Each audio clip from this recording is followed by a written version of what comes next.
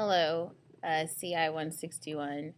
This is just my reflection of what I have taken away from this semester and things I hope to implement in my classrooms for English.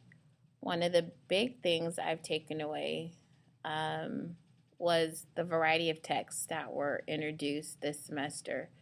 Coming back to school after 15 years and having the same texts that are taught year after year, different students, but same texts. And so you can use that, but at some point you need to learn to think outside the box and to be able to get different texts and use different resources because there's so many different resources and every student's not going to appreciate Shakespeare. So you might have to find things that are more geared toward those individuals, and the ones who appreciate their culture would definitely benefit from reading stories from their culture and not just Shakespeare and maybe 1984 or even Hatchet or The Giver and say, well, what does that have to do with what's going on in society today? But they want something that's geared toward them that they can relate to. And I think that's the big issue with teaching now is just some students like, well, I can't relate to this. When am I ever going to use it? But if you put it to where they're at and how they become engaged in something is by bringing it to where they're at, like learning about the lyrics in rap songs. I thought that was very interesting, and how turning Shakespeare into a text message and reading that was very interesting for the kids. And even creating memes, they can get into that. And so I learned the variety of cultures, to think outside the box, and that your box of literature, it's okay to try new things and to see how it works. And if it doesn't work, well, then, okay, what else can I do for next time?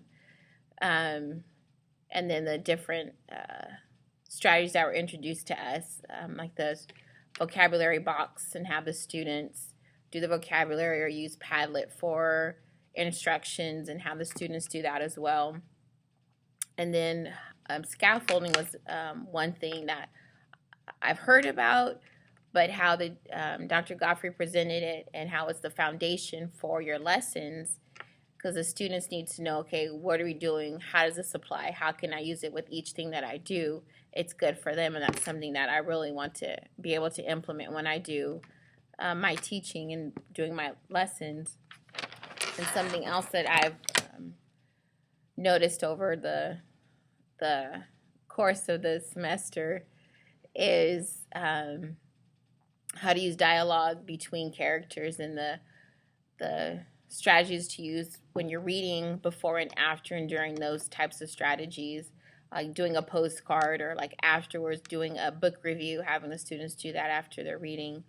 And then one of the writing portions of it, because some students like, oh, well, I don't like to write. I talked to a student who said he didn't like to write. I said, well, what about rappers?